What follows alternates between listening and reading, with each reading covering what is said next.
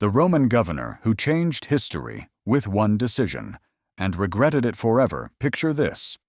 You're the most powerful man in a volatile province, and some local religious fanatics drag a harmless preacher to your office, demanding his execution. You think it's nonsense, just another crazy prophet in a land full of them. You try to let him go, but suddenly you're trapped between an angry mob and your own career survival. One decision, one signature, and your name gets written into the most widely read document in human history. Meet Pontius Pilate, the Roman governor who never wanted to be famous, but ended up being remembered every Sunday in churches around the world. The man caught between empires. Let's set the scene. Judea in the 1st century CE was like managing a powder keg while blindfolded. This wasn't some peaceful Roman province. It was a recently conquered territory full of people who absolutely hated being ruled by foreigners. When Jesus asked about paying taxes to Caesar, he wasn't discussing economic policy. He was asking the most dangerous political question of his time. Should we cooperate with our occupiers or resist them?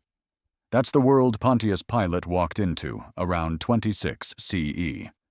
As prefect, or procurator, historians still argue about his exact title, he represented Roman power in a place that wanted nothing more than to throw off Roman rule. Think about being the face of an occupying government in a land where your very presence is seen as blasphemy. That was Pilate's daily reality. The career soldier who picked the wrong assignment, Pilate, wasn't some random political appointee. According to most historical accounts, he was a Roman knight from the Ponti family, basically minor nobility with military experience. He'd probably fought Germanic tribes and might have even been at the disastrous Battle of Teutoburg Forest. He was married to Claudia Procula, who had connections to Emperor Augustus himself. This guy had credentials, political backing, and military experience.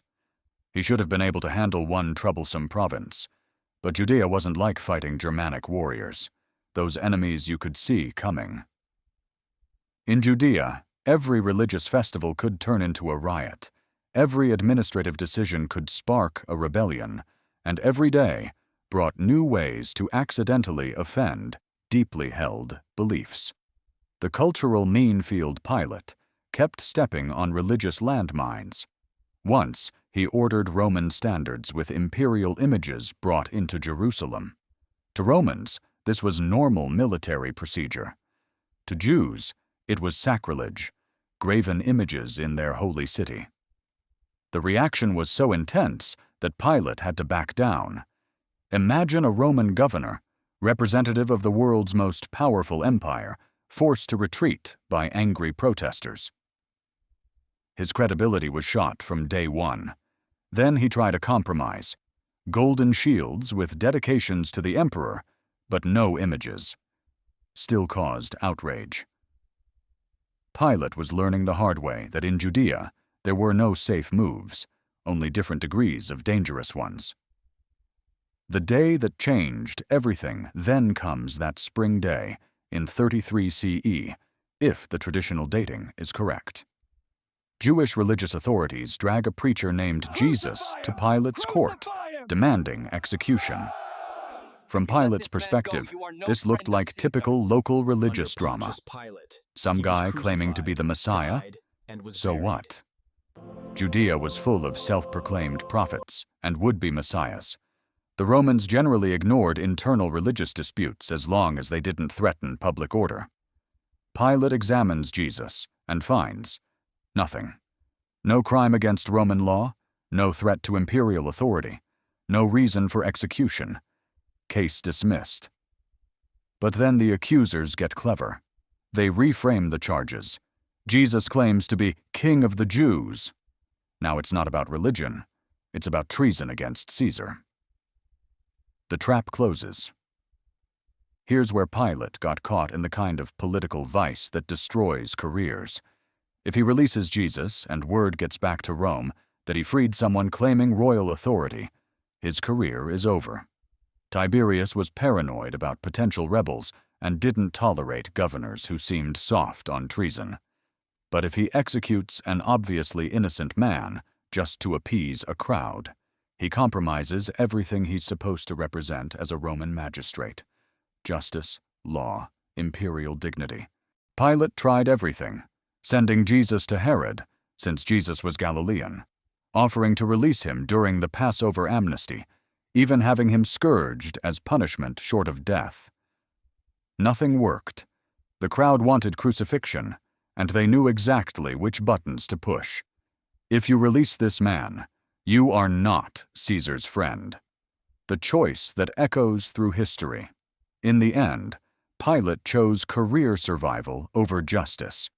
He authorized the crucifixion while literally washing his hands to symbolize his disagreement with the decision. It's the ultimate example of moral cowardice disguised as political pragmatism. Pilate knew what was right and chose what was safe. Except it wasn't even safe, because this decision would haunt him forever. The aftermath.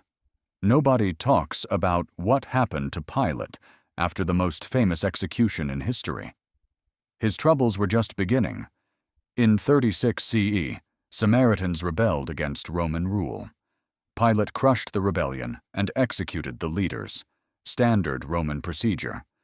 But the survivors appealed to Rome, claiming they hadn't rebelled against the empire, just against Pilate personally. That's when Rome finally said, "Enough." Pilate was recalled to face charges. His exact fate is unknown.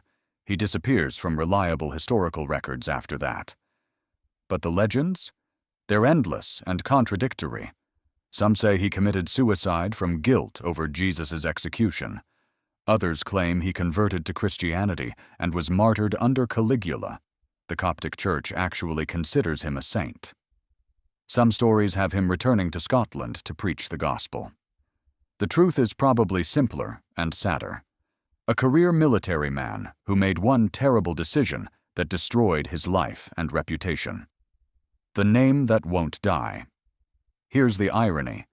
Pilate tried to avoid responsibility for Jesus' death, but his name is forever linked to it. Every time someone recites the Nicene Creed, they say, "suffered under Pontius Pilate." His attempt to distance himself from the crucifixion just ensured he'd be remembered for it. Archaeological evidence confirms he was real. Inscriptions, possibly even his personal ring. But he's remembered not for his military service, his administrative achievements, or his decade governing Judea. He's remembered for the one time he chose political expediency over justice. The lesson that still matters. Pilate's story isn't just ancient history. It's a timeless cautionary tale about moral courage under pressure. How many people have found themselves in situations where doing the right thing conflicts with protecting their career, their reputation, their security? Pilate had the power to save an innocent man and chose not to use it.